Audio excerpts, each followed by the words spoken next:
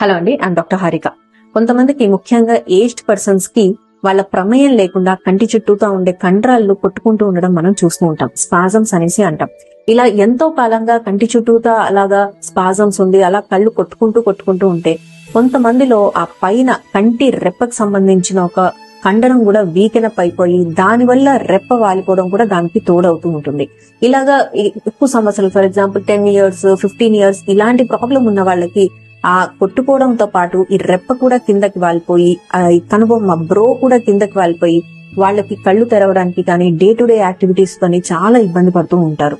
వీళ్ళకి కొన్ని ఇంజెక్షన్స్ తో పాటు సర్జికల్ ఆప్షన్స్ కూడా ఉన్నాయి. సో వన్స్ సర్జరీ చేసుకున్నాక వాళ్ళు చాలా కంఫర్టబుల్ గా వాళ్ళ లైఫ్ ని లీడ్ చేసే అవకాశం ఉంటుంది. Thank you.